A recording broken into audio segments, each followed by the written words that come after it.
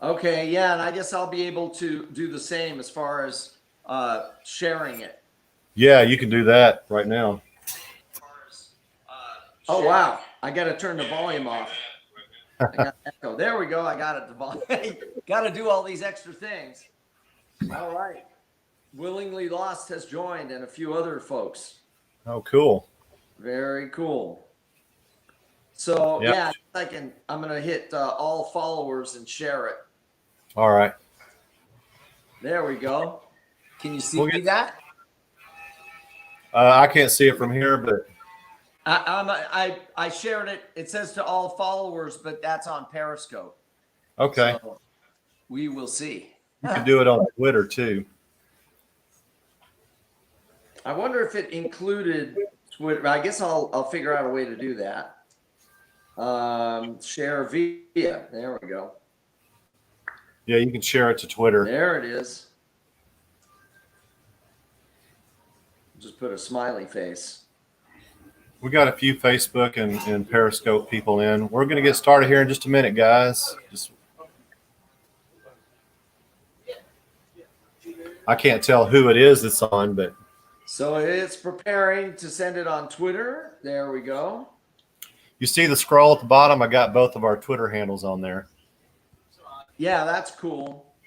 Yeah, I guess I'll have to talk about facts of music because they're going to say, "What is that? What does that have to do with anything?" Yep. Me in a former life. I'm sharing it also on Facebook. All right.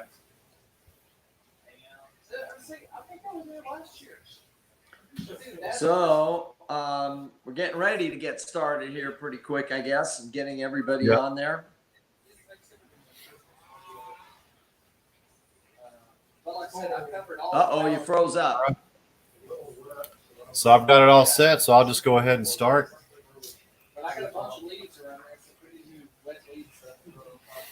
So I'm hearing echoes. I don't. Are we out of whack? Huh? Because I hear you fine. Still echoes. Okay, now I hear you. Well, now you're going out. Stuff in the background, on your end. Oh, I think I got a couple. I might have to take this speaker off. I'll manage with it. What about now? All right, we'll see, because it may take a second for it to kill it. Okay. And I'm going to turn off my feed or whatever on my phone, make sure it's not doing it from there. Okay. Right. So far now, I'm fine on my end, hearing myself. I mean, I don't hear echoes. And when you talk? I hear you well. Do you hear me all right? Okay. It looks like we're pretty much back on normal. Okay, cool. I'll just leave my speaker off then. All right, guys. I appreciate everybody joining.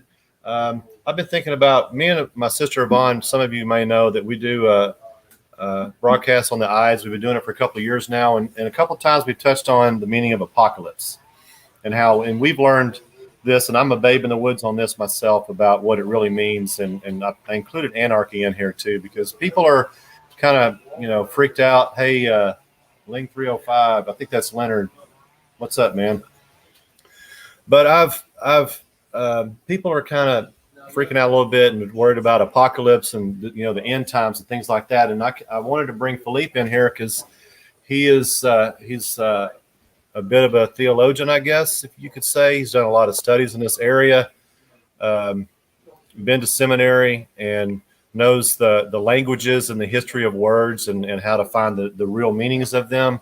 And I want to, kind of get people to take a step back and take a breath and look at what is really going on. And just remember that God is in control. If you're a follower of Christ, you know with your faith and you have faith that God is actually in control of this. And so we're not going to have zombies are not around the corner, and we don't have mushroom clouds around the corner or anything like that. And how apocalypse is actually it's part of the plan, and it's a good thing, and it's actually an ongoing thing. It's not just one single event.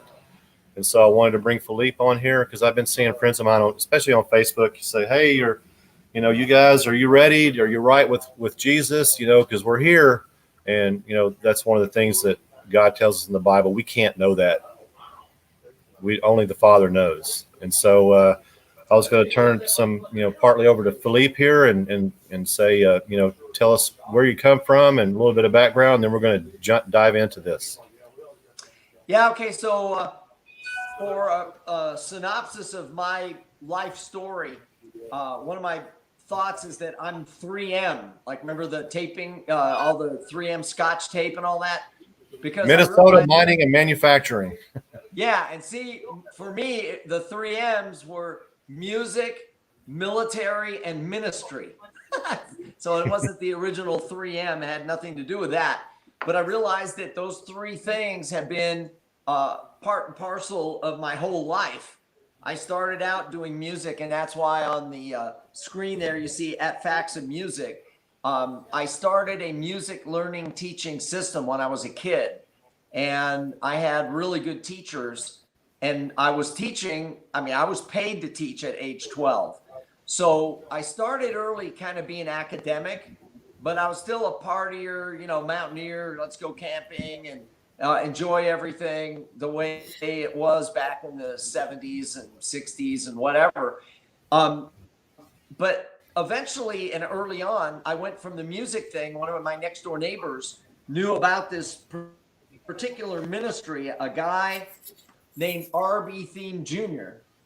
And this guy was writing books. He was a lieutenant colonel. And I thought he was really smart and interesting. So I got interested in that, and that took me off into a tangent. So I went from music to military. And because of that, I eventually got into ministry, more schooling. It took more schooling to get to that. So here I am now where I know music, and I've had an experience in the military, and I've got this ministry stuff. And that's where it comes into all of a sudden Periscope and then eventually us meeting. So here we are. And people say, so how does all that tie in? Say, well, primarily we're talking about the education and the theology. And I have a lot of weird vocabulary that comes from that most people never hear. They should hear and they should know. Instead, they know anarchy and they know apocalypse, but they don't know much about it. So they can't really understand it. Well, and that's where I've come in too, because in the last year or two, and me and Yvonne exploring with our stuff and getting ready for our streams, we start finding out a lot of stuff about how I think I'm a fairly smart person and have a discernment of my own, and I think I'm fairly intelligent, but I'm starting to see that in my past and my learning and my education and just things I've looked at on my own, I've been misled, or I don't have a full picture. And so there's a lot of things that there's gaps. And if I have this, I know a lot of other people do too. And so I just, we're all trying to find some truth somewhere. And I want to, the words that we use are key, Awesome. That you said all of that is a really awesome kind of universal statement of the human condition. Don't you think? I mean, I'm saying it that way. In theology in schools, and remember, this is graduate school. So after you get your college degree, you can go and get various levels of graduate school. And one of the things they teach early on and for everyone is that we have a worldview and we have a universal way of understanding things. And sometimes it's just our universe, my own universe. And that goes to our timeline is starts from, shortly after we're born and we get our first memories and stuff. And it's like, for me, I'm 53 years old. And so I have some memories from 3 years and 2 years old that are very vague and distant. And then we get into, my teenage years in the 70s and stuff and the early 80s. So our frame of reference is very small. Exactly. And that's why on Mondays and Wednesdays, I do my 2 little weekly broadcasts. Everything's so busy right now. It's hard for us to, and I remember talking to Ali Alexander early on before I even scoped. When I just saw him, I was trying to learn, what is this and how do you do it? Yeah. And 2 things that was fun, that were fun about the conversation was the first one, he said, just jump in. Because I said, I don't know what it's going to be like to start doing this. And the second thing was I told him, I said, I can't keep up. There's so much stuff out there. And he laughed. He goes, no one can keep up. That's where we are with all this. Uh-huh. So the first thing is to know that we can't keep up. But the second thing is that why don't we start trying to get solid information instead of Yeah. fake news, right? Uh-huh. So Yeah.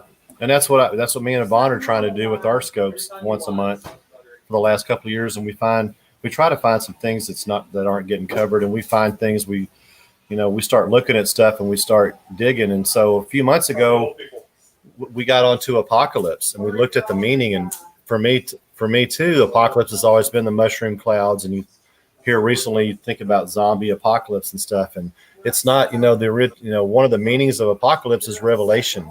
There's a hidden truth that'll be revealed. It's a revealing. And that hit me kind of like a lightning bolt, kind of, because I was like, that's not what I've been taught and sold, is what that word means. And then the other day, I was listening to another show. I told you about it last night, Crow 777, and he had a guy on. They were talking about the meaning of the word anarchy, and it was like, anarchy is not the thing that you have been taught and led to. You have pictures in your mind of what these things are, and so one of the things they talked about, and we talked about a little bit last night, you and I did, but anarchy is not absence of rules, it's absence of rulers at a most basic, I guess. And so there's always going to be rules. People are going to do that. You bring up a point when we talked just now, words. Yes. Talk about words. When somebody tells you that a word means something, that could be true. So if it's 1973 and I say, yeah, cool, man. I just used 2 words. Uh-huh. But what does that mean? Oh, here's another one. Groovy. Yeah.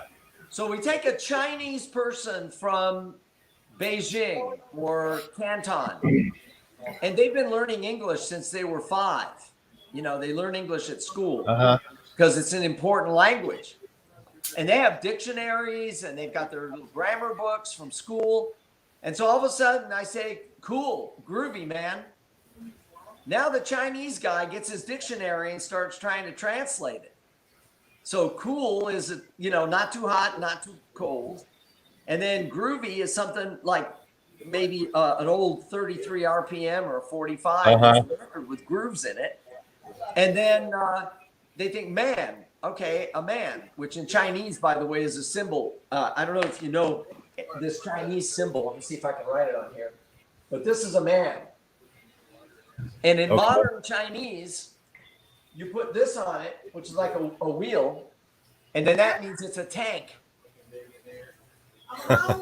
Now, why isn't it a car? Could be a car. Yeah. Because, I could get off on tangents here, but if you grow up in North Korea, and I'm, among other things, a Korean linguist for the military. If you grow up in North Korea, you automatically, instead of playing with Barbie dolls, if you're a girl, and G.I. Joes, even G.I. Joes is a military thing, Yeah. But they learn to, instead of like little girls, instead of playing with a doll, they play with a tank. And then they learn that, the evil, bad army man monster is an American. Yeah. If you have children and you teach them at age 1 or 2, as the animal passes by in the living room, and you tell the 2-year-old that's an elephant, but it's really a cat, you've just trained them wrong. So back to cool, man, groovy. Words can have different meanings. Yeah, and context. And the history of the use of the word. Yeah. So I have behind me here some books. I've got books all over the house. I have 3 libraries in this house. One of them is a language library. One of them is a music library. And one of them is a theological library. And so if I go back here, there are books behind the books. And I'll grab this one just to show you what I mean. This one is a Greek English lexicon. Now notice in the lower case there. It says of the New Testament based on semantic domains. Now, how many people know of that?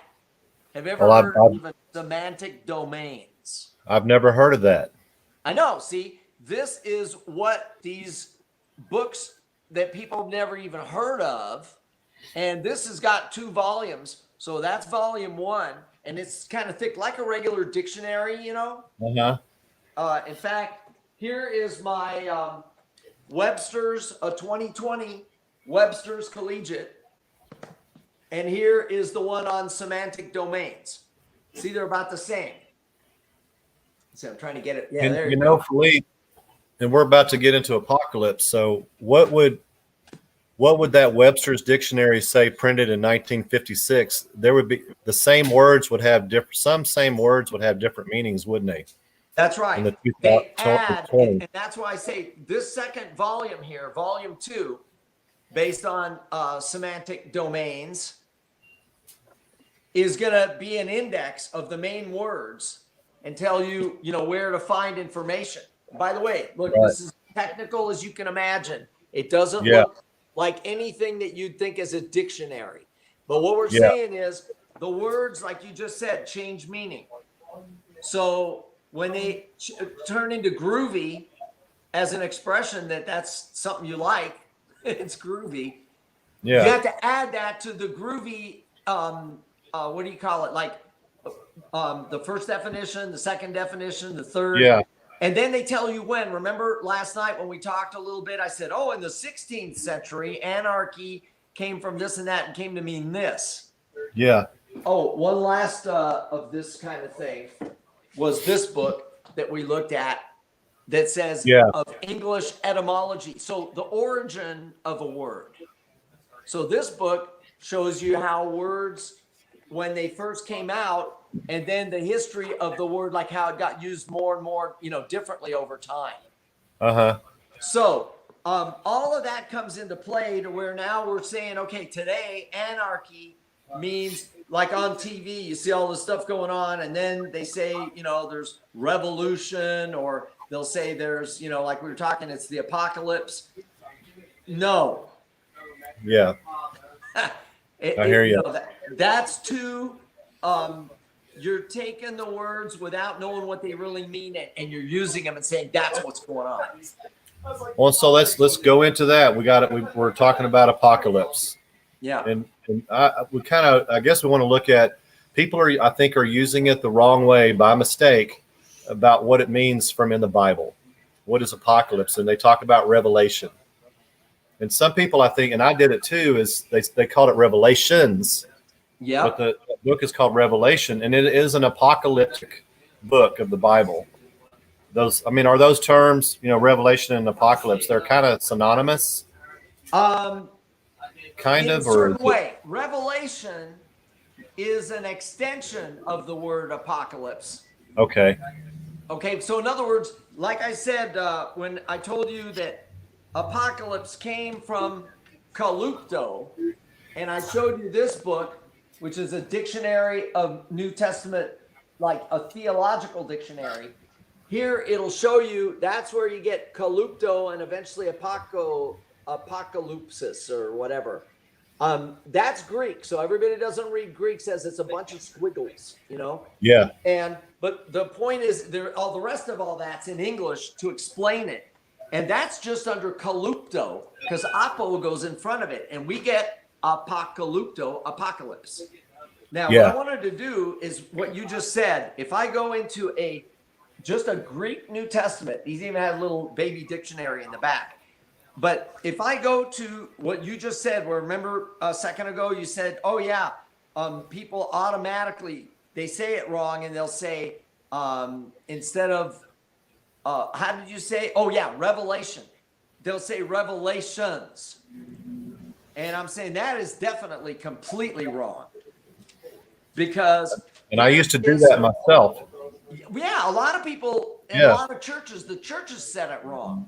And so they're teaching it to everybody. Here's what it looks like in Greek. And what it really says is apocalypsis yanoi. or Yanu, actually. Yanu, I'm sorry. When it's O-Y, really that Y is a U. Okay. In Greek. So I said it wrong, but apocalypsis. And by the way, there's a Y. See where there's a Y next to those like A looking things, and there's a Y. Uh-huh. And then there's the funny looking like a candelabra thing. That's the PS. Yeah. So apocalypsis Yanu. Well, the U at the end of Yanis or Yanni, where we get the name Johnny in English, it's Yanni. And I have a friend named Yanni, and I don't know if you remember the musician. There was a band and a musician named Yanni, a Greek guy. Did you ever hear that guy in the 80s or something, 90s? Yanni? Yeah. He was kind of a pop star, and they would sell his CDs on TV or something. Uh-huh. Well, that's where we get our name John and Johnny. So when it says apocalypsis Yanoi or Yanu, it means the apocalypse of John, which really means the revelation. Now, we first say of John, but now you got to really fix it and say the revelation to John. John's, that's why it's of John. John's revelation, meaning according to the writing here, it's Jesus Christ who's already resurrected, talking to John and telling him what's going on and what's going to happen. And John writes it all down.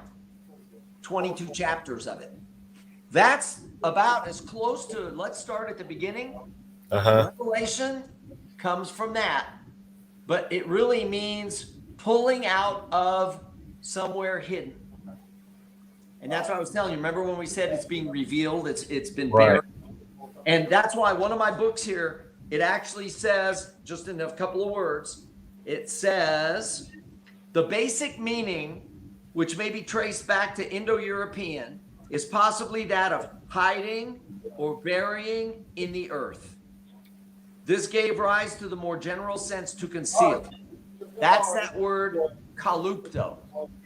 And if you say apo in front of it, from or pull out what was hidden.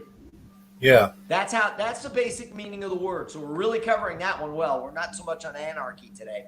Right. But you can see that apocalypse means finding out stuff that was not known. It's not about zombies and all this other stuff that you're saying. Yeah.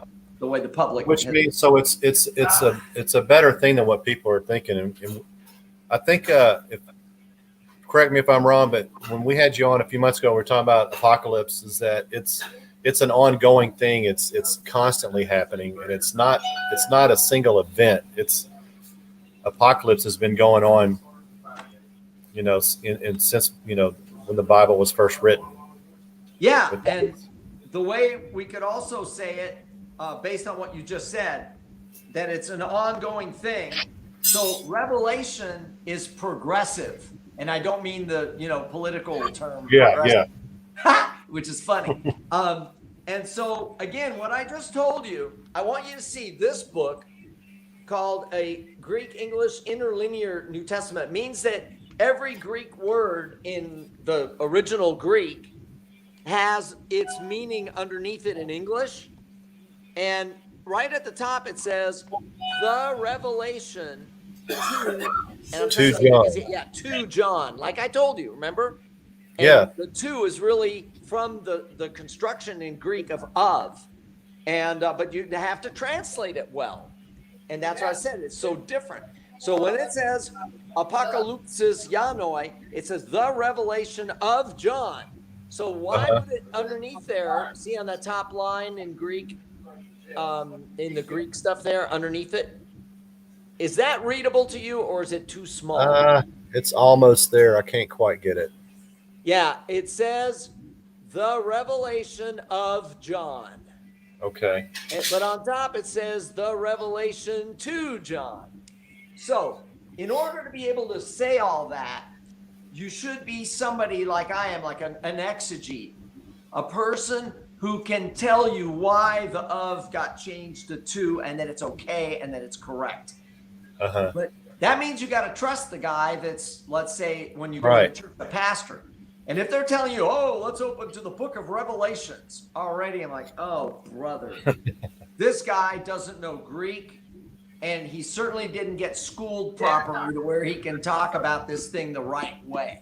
Right. And so that's the importance of exegesis. It helps us to translate things correctly. So now we want to exegete the world.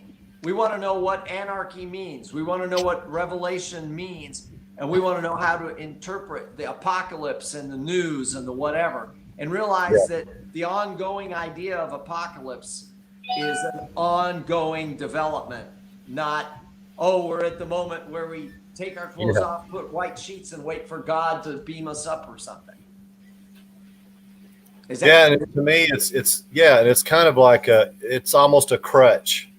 It's like it takes it off of you because the end times are here and these events are going to happen, and I've just got to watch them unfold. Instead of, we should be living our lives each day and following Christ and doing the right things each day, and not focusing on so-called end times and things like that. We should be, and not telling people, hey, are you ready?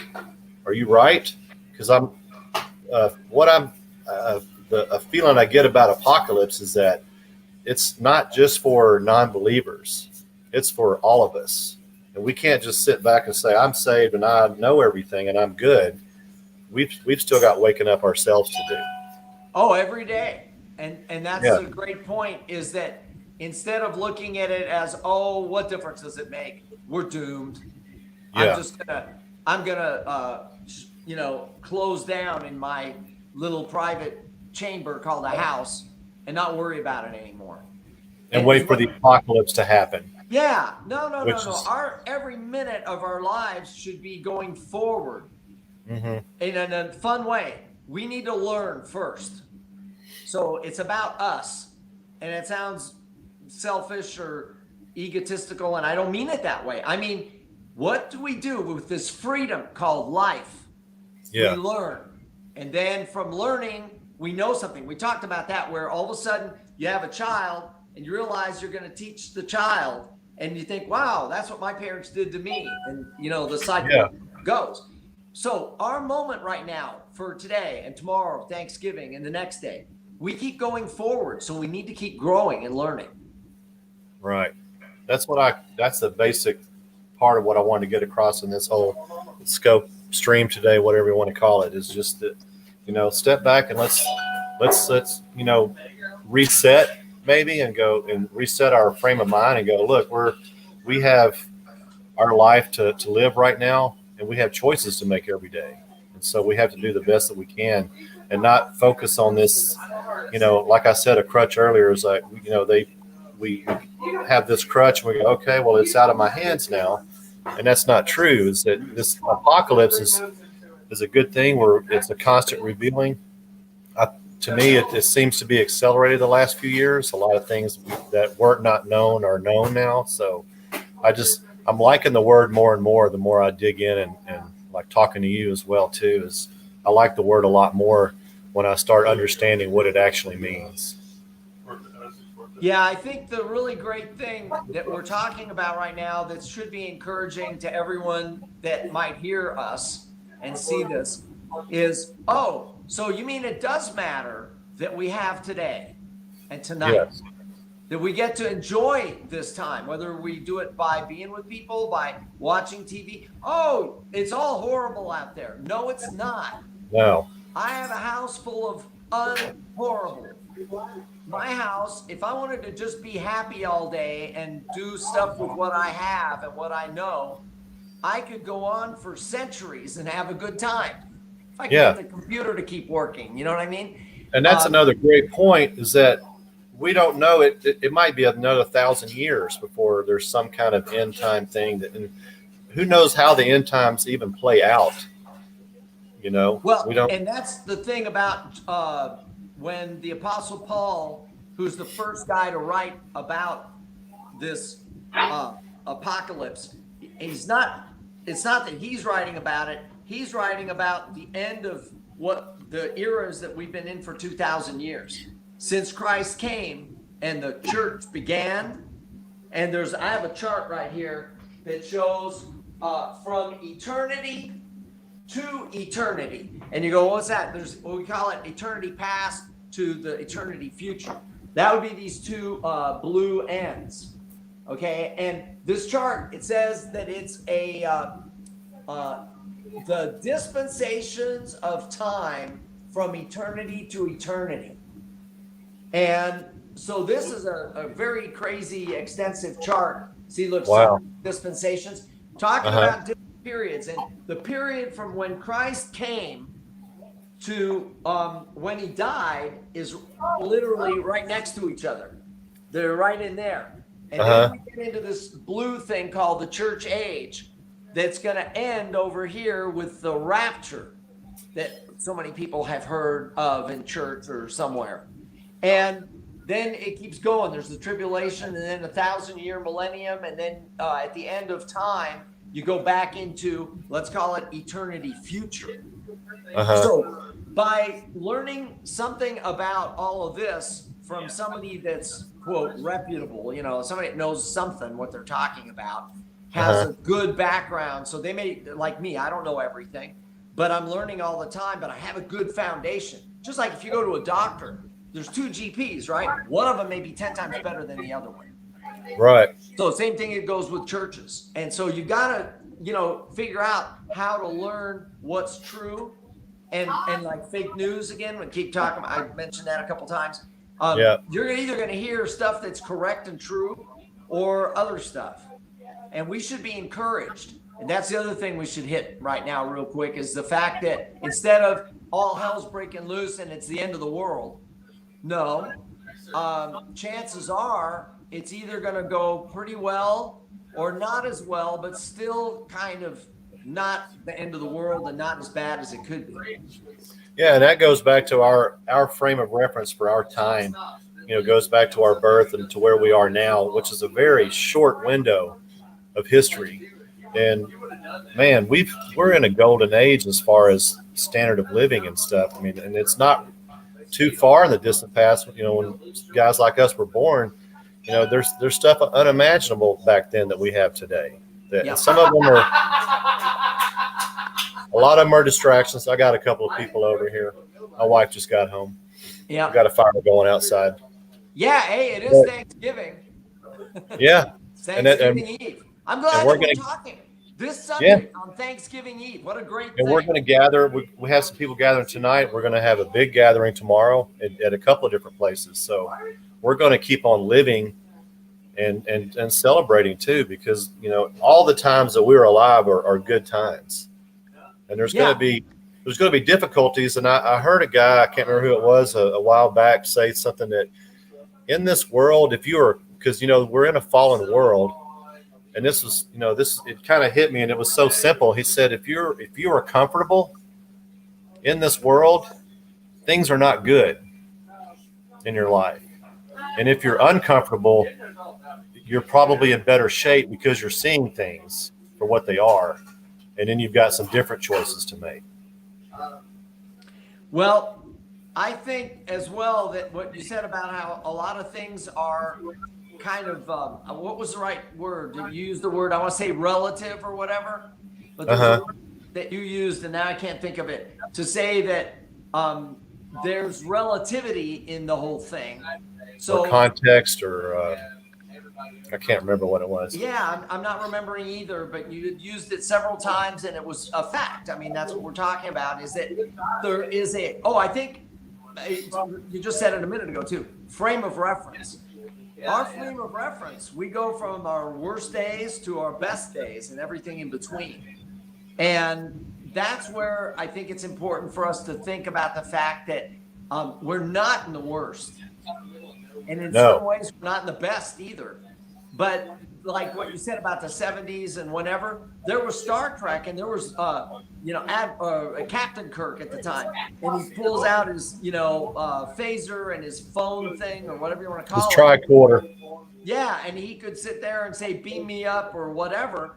And here we are starting in the 90s. Bingo, everybody's got this little thing in their hand that is actually not only a phone, which was cool, but it's a computer.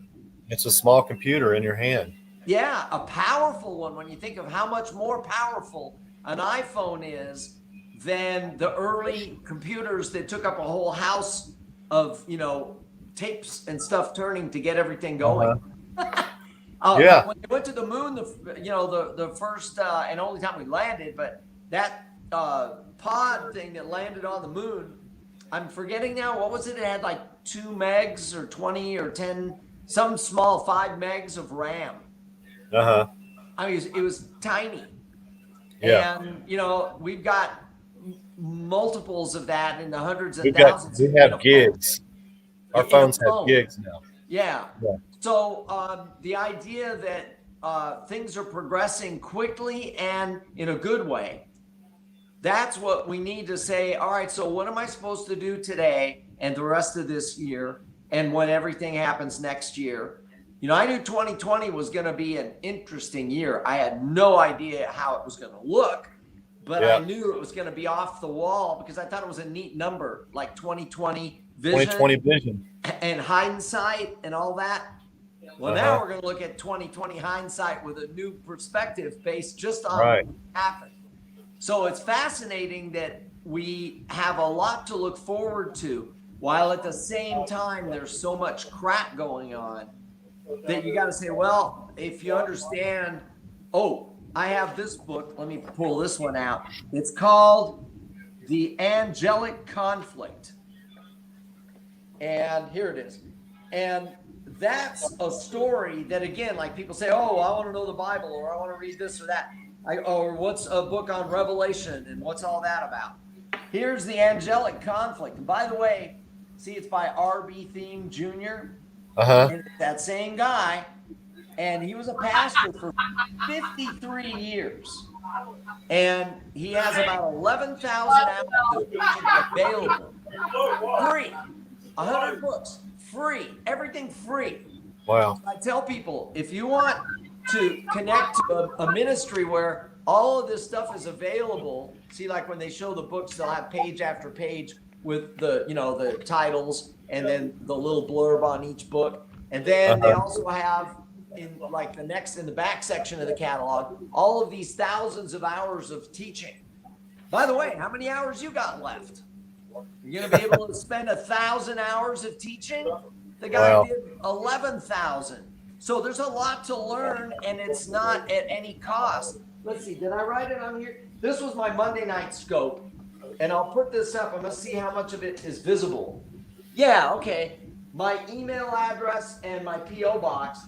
But we're in this book, and I put over here, available to you at no cost at all. And speaking of Thanksgiving, God is with us and wants to bless every last one of us. That's pretty positive. That's a very profound. It's a strong. It's like, and be of good cheer. I mean, that's in the Bible as well. Yeah. So the Thanksgiving thought, of being thankful, that's right there in this. And here the book's called God the Holy Spirit versus the Sin Nature. And this, God is with us. Well, that's on Christmas cards. It says Emmanuel. So I told people on Monday night, I said, if you know somebody named Manny, that kind of thing. And where's the name? It's from Emmanuel. Well, Im means with. It's a preposition in Hebrew. Anu is the pronoun us. And then Ale is one of his names. So with us, God, in English, we say God with us. And so that's on the card. I have been taught that Emmanuel means God with us. Yeah. Im, Anu, Ale. And that's why I said, when you know Hebrew and you know Greek and you know Latin, and I joked the other night, my Latin dictionary found out from Leonard, who may be with us right now. Wow. Let's see, was this the one, or was it another book that I was showing? It may have been the other one, my Greek lexicon. I have a book, and I said, look, it used to be $69. This one, by the way, you know what? Maybe it is this one. No, because this one is $69. I have to look. This is too funny. Let me see if the other one. Oh yeah, no, the other one was something like $98. They're huge books with really tiny writing, so you can even use these magnifying glass kind of things to actually read. Because it's so small, the writing. I mean, that's crazy. But what we were saying is this Latin dictionary here's the funny part. You know, when you have an American and English dictionary, it's got the English word and then it tells you what it means. This does the same thing, except one thing. It tells you the word and then it tells you in Latin what it means. So if you don't know Latin, you can't read the dictionary. Yeah. Wow. And I thought, I forgot. That's kind of funny. You know, you have to know Latin. These books weigh a ton, by the way. So the reason that I'm bringing all of this up in terms of knowledge base and everything is when you take words like this and you see it as a name, Emmanuel, and then you find out that it means something. Like my name, Philippe, comes, you know, English, Philip, but it comes from Philippos in Greek. So it's philos and hippos, which means like Philadelphia, brotherly love. You know, it's one of the love words, like philos, philosophy, lover of wisdom. You know, you like wisdom. Right. Philos and hippos is those or one who loves horses. So I'm a lover of horses, according to my name. And I actually like them anyway. I've been riding them since I was 5. And so as we study all this stuff, we start to understand truth and reality. And that's been my quest for, I mean, I've been a songwriter and a, you know, romanticist and all that. So anyway, it's back to our words. We looked at these two words, anarchy and apocalypse, and say, what? And the more you know, like I said about those first 2 books I popped up, this one is just New Testament, Greek lexicon of New Testament words based on semantic domains. Yeah. And people say, I've never heard of semantic domains. I go, well, that tells you that the word has these different areas. That's why it's a domain. And it can mean this and it can mean that. And so what's the origin of the word? That makes you an etymologist. Not entomologist. That's one who studies bugs. Etymologist is one who studies parts of words and sees how to put them together. I make up words, by the way. You know my CD that I gave you? Yeah. That song, Afri-Pose? African Expose. I put it together and called it Afri-Pose. So I made up a word. There you go. There's a lot of that happening on the bad side too. Exactly. So I guess we can start to wrap up and just kind of reemphasize with people that, yeah, we're in an apocalypse, but we always have been, and that's a good thing. And that we need to live our life and, you know, get out of the narratives that are being played and maybe start doing our own research. And there's, like you put out those books, the guy with 1,000 hours or whatever. There's a lot of work that's already been done. You don't have to reinvent the wheel. You can go and find some of this stuff and then use your discernment and find, do you believe this stuff? Do you believe the sources you're getting? So if you're going to watch the news and just believe somebody that reads teleprompters, why not dig into some books and stuff and get away from that stuff and all that anxiety and kind of step back and read out go to a park somewhere and read a couple of these books or just start in on them. You'll probably have a calming influence on you. You know, again, when we talked yesterday about me getting together with you to do this, I was not thinking, oh yeah, it's Thanksgiving. Yeah, I wasn't even thinking of that. I knew it was coming, but I wasn't thinking about that. But so both of us had this motivation to get together and talk about these words. And we didn't realize that if it's a God thing going on, so to speak, where, like they say, a higher power and all this stuff for people who, quote, don't believe or don't know, agnostic. Yeah. Well, you just said about going to a park and, read something, learn and grow. We have all this tension right now, all these difficult things, problems. And yet we're supposed to have a good day anyway. Yeah. How can I have a good day when the world is upside down and everything is hell and everything's coming at me 1,000,000 miles an hour? I said, wait a minute. It's only partially that. The other part is, how is the rest of your life, everything you've done that made it so that you have your house or apartment or wherever you are and you're hanging out and you have some possessions, you don't have that if you're in a prison cell in China. No. And so here we are with freedom and blessings and things. And like you said, if we can for a second, relax and say, I wonder what I could do this month or this year or tomorrow that's productive and fun. Yeah. And something that I could not only benefit from, but the end result is I'm going to be able to, with that thing that I did, benefit others. Yes. And, I mentioned at the beginning, I do music. Well, I forget that people who can't do music because they don't know how to play anything, they actually get all excited if I play a song. They thought that was really cool. Yeah. And I took it totally for granted. It's my thing. I can fix a car or I can play guitar. What's up with that? And that not only makes my day, because I just made somebody else feel really good. And, they're going to like me. Well, do I care about that? Yes and no. Is it important? Yes and no. But what's really important is they're happy. I just did something that made them happy. It took some angst away. And there was a gave positive something good to someone. You actually took their angst away. Gave them entertainment for a minute. Something that, like their favorite song, and you just played it. Of course they're fired up. My friend said something funny. He plays and sings and writes. He said something really funny one time. He says, when I play, it's just me playing guitar and singing like at a wedding. Doing a Pink Floyd song. They're not hearing me. They're hearing the Pink Floyd song in their head, and they love that song. And they're remembering back when they first heard it, or when they used to listen to it all the time, and they're having a good time, and they're having a good memory as well. Yeah, and that's why I said that, and he calls it. He says that's magic. He says we make something out of nothing. I think that's where we close. I mean, I think that's perfect, and embrace this world. Not embrace the world, but embrace your moments and embrace apocalypse, because it's revealing things, and we all learn and grow from this, and it's all a positive thing. It's how you take it and how you make decisions going forward.